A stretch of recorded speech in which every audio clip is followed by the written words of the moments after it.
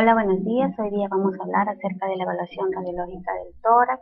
Yo soy médico radiólogo, asistente de tomografía del Departamento de Diagnóstico por Imágenes.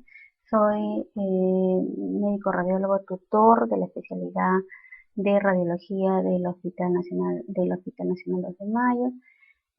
Soy profesora de la Universidad Nacional Mayor de San Marcos y de la Universidad Particular de San Martín de Porres. El día de hoy, como siempre, se inician las clases con las consideraciones anatómicas básicas, ¿no? Empezaré diciendo que la evaluación del tórax la podemos hacer a través del estudio básico radiológico de una radiografía simple de tórax.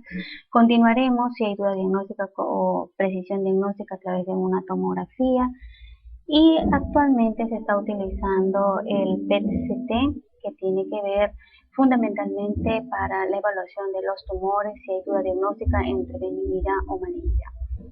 La resonancia magnética se deja exclusivamente para lo que es evaluación del mediastino, pero no así para lo que es parénquima pulmonar. Aquí les muestro una radiografía de tórax en póstero anterior, en vista frontal, donde localizaremos las estructuras anatómicas radiológicas como el tráquea, el vértice pulmonar, el parénquima pulmonar, esta es su radiolucencia normal.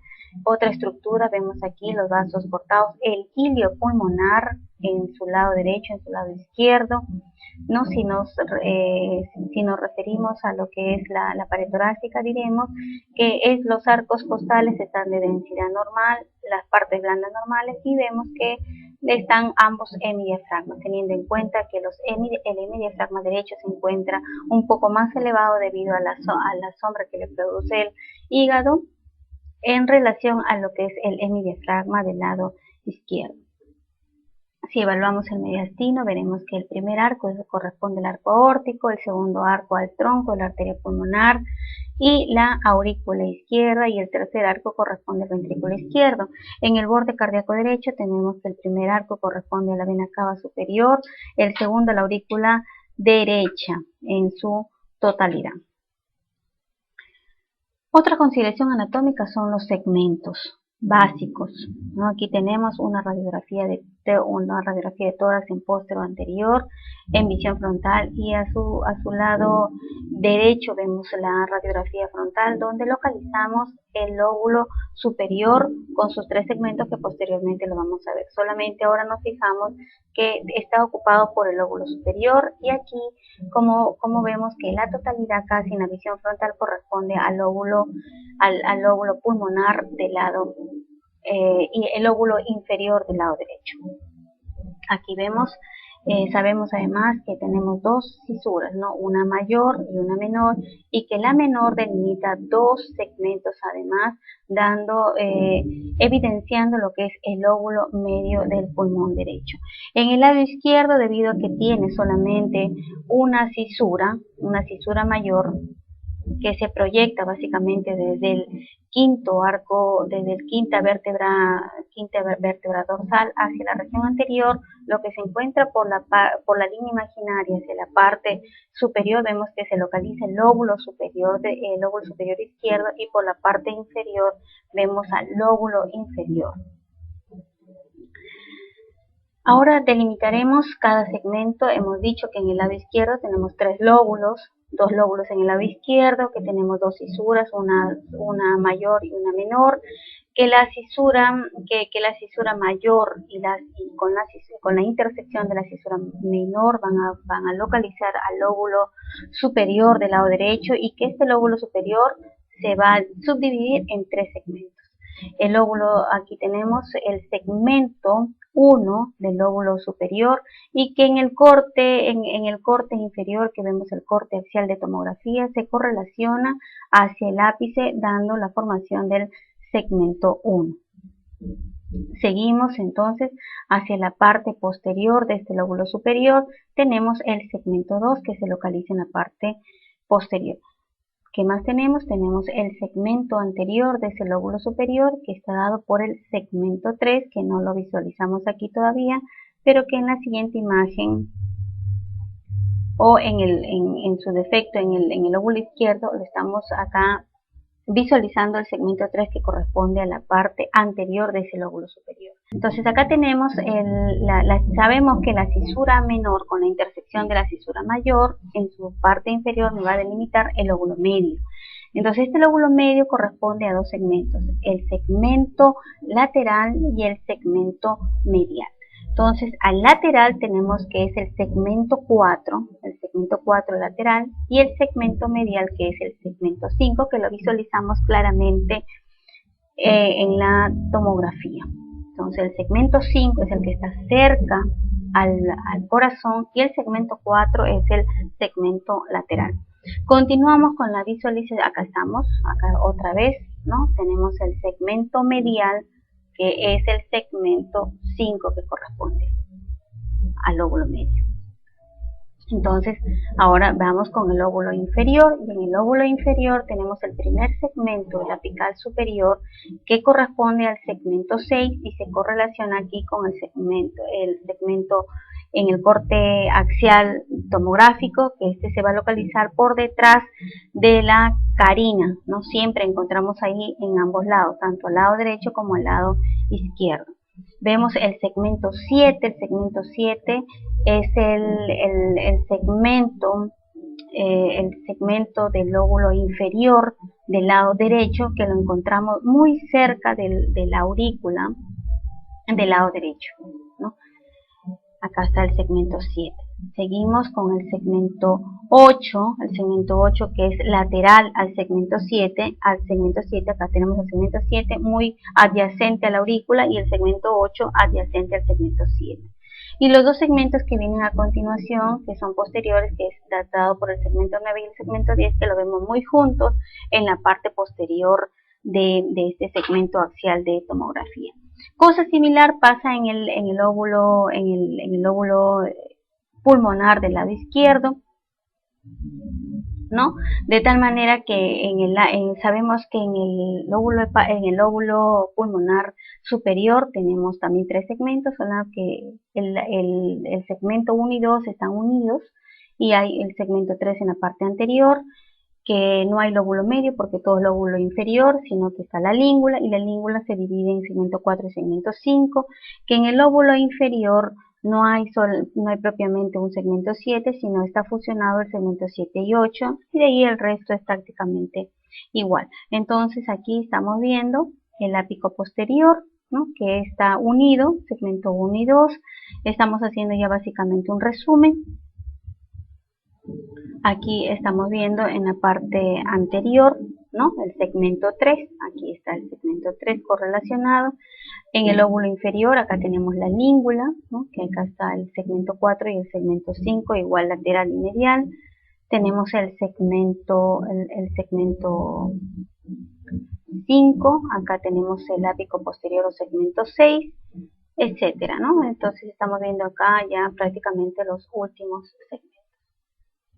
El mediastino es también igual muy importante saberlo evaluar. Para los radiólogos existe la clasificación de Felson, muy diferente a la clasificación anatómica normal, de tal manera que lo delimita en tres mediastinos: mediastino anterior, mediastino medio y el posterior, siendo así que el mediastino anterior dibuja desde el borde anterior de la tráquea y se va por detrás de toda la silueta del corazón, incluyendo entonces a toda la cámara cardíaca dentro del mediastino anterior. El mediastino medio se encontrará por detrás de ese borde anterior de la tráquea y por 1 centímetro anterior al borde anterior de los cuerpos vertebrales, como lo muestra en el gráfico que estamos viendo. Y el mediastino posterior es por detrás de ese centímetro del borde anterior de la vértebra hacia la parte posterior. Entendiéndose así, entonces, que el mediastino anterior tiene absolutamente la mayor cantidad de estructuras de mediastino, ¿no? Podría encontrarse entonces el borde ascendente de la aorta, tendremos todas las cavidades cardíacas y todas las patologías que se encuentren en este mediastino anterior. ¿Qué es lo que tendríamos acá? Por ejemplo, tendríamos adenopatías, por lo tanto, si encontramos una masa en el mediastino anterior, puede ser linfoma, correcto, puede ser linfoma. ¿Qué más podría ser? ¿Qué cosa encontramos? Un bocio sumergido, entonces podríamos encontrar patología de la tiroides. ¿Qué más podríamos encontrar? El timo, en el caso de niños, entonces podríamos encontrar patología de timo. ¿Y qué más? La última consideración es que acá podría localizarse en el mediastino anterior algunos tumores como teratomas. En el mediastino medio, entonces, tendremos toda la localización de la tráquea, los bronquios y el borde de la arteria aorta, ¿no? De la aorta torácica. En el mediastino posterior, entonces, encontramos todas las estructuras, obviamente óseas, por lo que acá se proyectan todos los cuerpos vertebrales, y además de todas las patologías relacionadas a los nervios intercostales, como por ejemplo los schwannomas o los paragangliomas, que podrían localizarse en este mediastino posterior. Entonces hay que recordar consideraciones anatómicas para nosotros poder delimitar los probables, las probables patologías que se encuentren en el tórax. Para evaluar entonces el tórax dentro de lo que es la tomografía, tendremos dos ventanas fundamentalmente que tenemos que aprender. Acá vemos que es una ventana mediastinal con contraste. Vemos que es con contraste porque la aorta y todas las cavidades cardíacas se encuentran con contraste. Entonces, la evaluación del tórax por tomografía podríamos definir hasta 3 ventanas. Una ventana mediastinal sin contraste, una ventana mediastinal con contraste y una ventana parénquima. ¿Cuál es la importancia de cada una? ¿Por qué la dividimos así?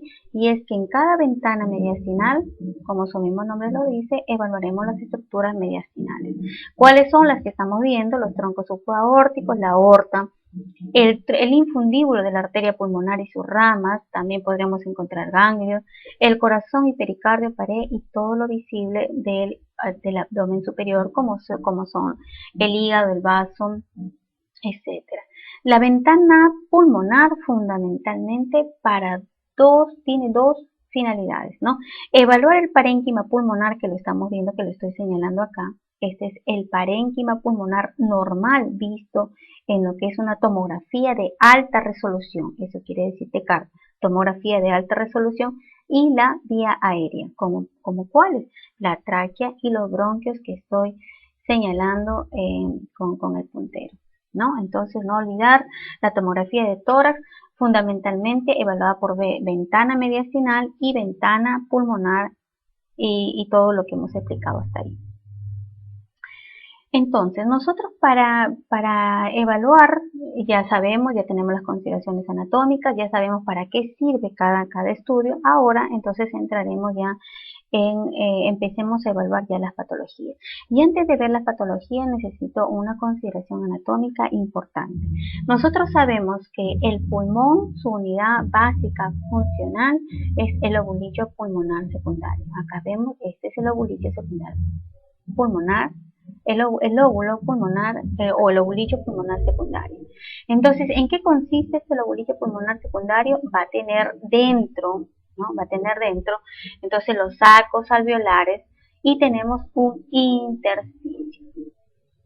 Entonces, muy importante de tener la consideración que nosotros tenemos un intersticio y que tenemos la parte alveolar propiamente dicha. ¿En qué consiste este intersticio? Va a tener un intersticio peribroncovascular, va a tener el intersticio subpleural, va a tener el intersticio interlobular y va a tener bueno, ya lo mencionamos, el intersticio peribroncovascular. ¿Por qué es importante esto? Porque aquí se genera patología justamente en el intersticio y se le va a llamar patrón intersticial. Mientras todo aquello que ocurra dentro de los sacos alveolares se le llamará entonces patrón alveolar. Y de ahí los dos grandes patrones que nosotros acostumbramos a dictarles en las clases, ¿no? ¿A qué se le denomina patrón alveolar y a qué se le denomina patrón intersticial y cuáles son las patologías que vamos a evaluar?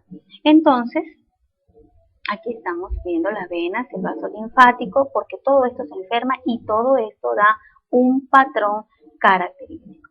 Entonces, los grandes patrones, como ya he venido mencionando, el patrón alveolar, que es el más común, el que todos debemos conocer, el patrón intersticial, el patrón nodular y de masa, el patrón atelectásico, el pleural y el vascular. Por razones de tiempo vamos a tomar los más importantes nada más, ¿no? Entre ellos el patrón alveolar fundamental. Entonces el patrón alveolar ya hemos definido que se va a encontrar enfermo, entonces el aire está enfermo, lo que es el alveolo.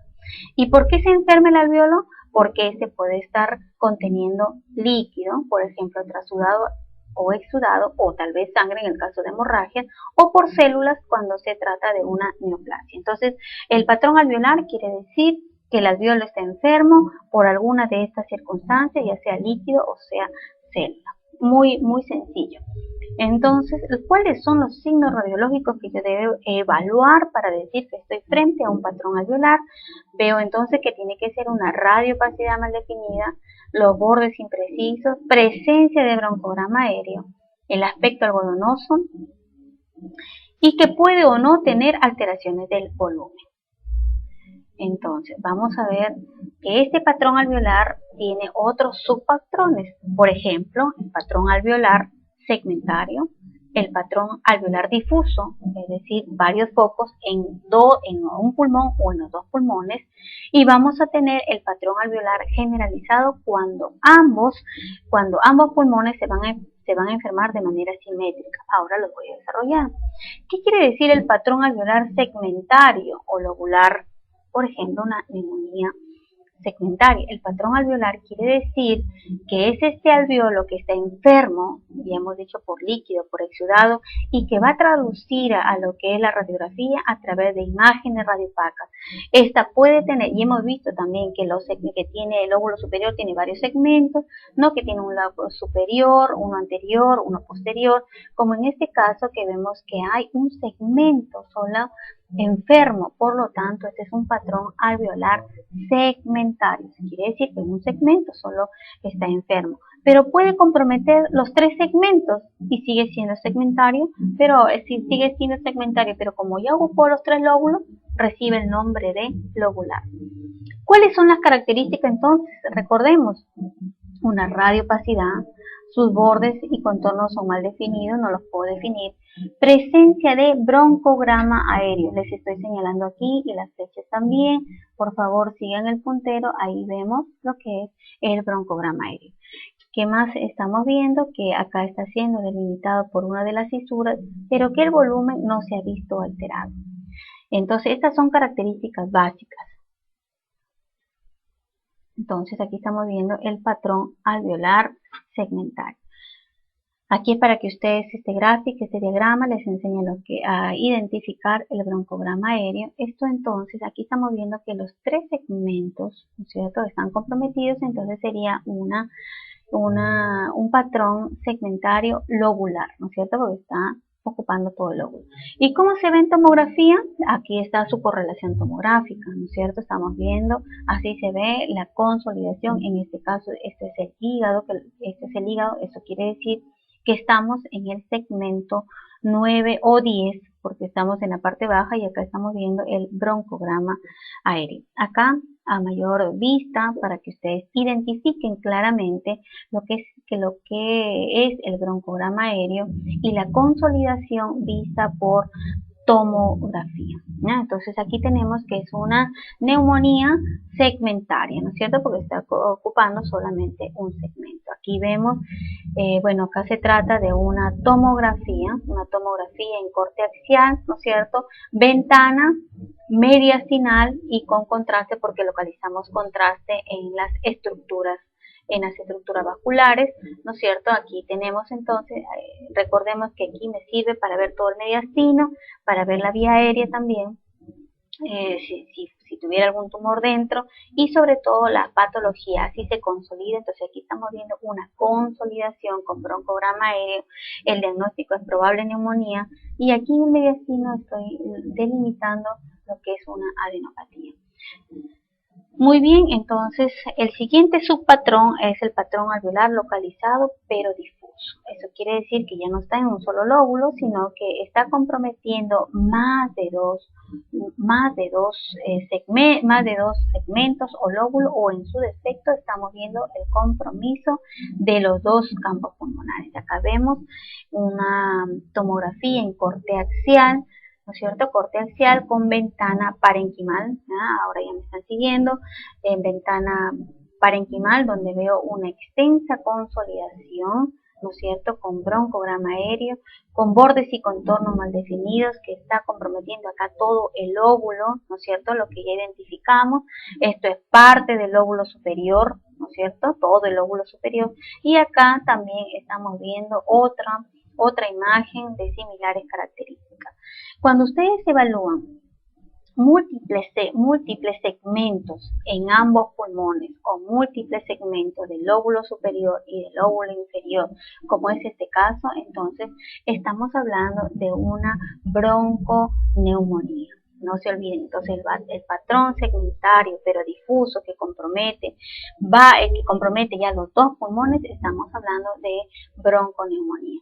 ¿Cuál sería su diagnóstico diferencial si el paciente viene, por ejemplo, a la emergencia y tiene tos, expectoración, dificultad respiratoria, y encontramos que tanto en la radiografía como en la tomografía ambos pulmones comprometidos? Entonces en patrón segmentario nosotros inmediatamente diremos que se trata de una bronconeumonía o que se trata de un síndrome de distrés respiratorio del adulto, ¿correcto? Entonces muy bien, acá estamos viendo que se trata de un bronconeumonía. ¿Y cómo es cuando el patrón alveolar generalizado bilateral difuso? Aquí quiere decir ya prácticamente es simétrico. Esta palabra es importante de nosotros definir que el patrón alveolar generalizado, pero que es simétrico, corresponde ya a un patrón clásico conocido por todos nosotros de lo que es un edema agudo pulmonar. Entonces, el famosa imagen en alas de mariposa que nos hace el diagnóstico de edema agudo pulmonar. Muy bien, entonces tocamos dos aspectos importantes, ¿no es cierto? Tocamos que el lobulillo secundario pues tiene alvéolos y tiene intersticio. Hemos visto cuando se enferma el alvéolo, ¿no? Ahora vamos a ver cuando se enferma el intersticio. Y el intersticio, pues, como yo les mostré al inicio, ¿no? Tiene un intersticio peribroncovascular, un subpleural y un interlobular. Entonces, aquí tenemos, ¿no? Un compromiso del intersticio peribroncovascular, un parenquimatoso o acinar y un intersticio subpleural. ¿Y cuáles son los signos radiológicos característicos? Entonces acá lo vamos a definir, ¿no? El borramiento de los bordes de los vasos centrales, esto es lo fundamental, las líneas de Kerley A y B, y si hay nódulos que son bien delimitados y mezclados con sombras reticulares irregulares. Entonces acá vamos a ver que al igual que el patrón alveolar tiene subpatrones, en el intersticio también tiene subpatrones, ¿no? Así diremos que el patrón reticular fino, hay un patrón reticular grueso y hay un patrón nodular o mediano. El patrón reticular, entonces, el patrón reticular fino, entonces va a hacer alusión a lo que tenemos las líneas de Kerley A. De Kerley A porque se encuentran muy fácil, porque se encuentran en el ápice. Entonces recuerden, línea A de ápice, entonces estos se van a encontrar estas líneas reticulares muy finas que me indican que este paciente se está congestionando, que este paciente hay una sobrecarga probablemente hídrica que me está ocasionando esta patología. Las líneas de Kerley B, recuerden porque se encuentran en las bases. Entonces, como voy a reconocer muy fácil, son líneas perpendiculares que se encuentran hacia la pared o hacia la pleura. Entonces, aquí tenemos una línea de Kerley B, acá tenemos otra línea de Kerley B, otra de siempre. Es característico que estas líneas de Kerley tengan que ser perpendiculares a la pleura, ¿ya? O a la pared torácica. Muy fácil de reconocer. Si yo encuentro líneas de Kerley A, líneas de Kerley B, muy fácil el diagnóstico. Este paciente se está congestionando, entonces yo tengo que reevaluar probablemente mi tratamiento o es que alguna falla me está haciendo adicional. El patrón reticular grueso o empanal, entonces estas redes son más gruesas, como su mismo nombre lo dice, grueso, ya que estos constituyen 5 milímetros. Cada imagen reticular puede tener alrededor de 5 milímetros, ¿no? Entonces, ¿en qué patologías vamos a encontrarla? Lo podríamos encontrar fundamentalmente en la neumonía. El término ya no es mucho actualmente fibrosis, sino se estila como neumonía intersticial usual, porque dentro de este diagnóstico engloba a la fibrosis pulmonar. Tuberculosis podríamos encontrar siempre y cuando esto ya sea de manera crónica, ¿no?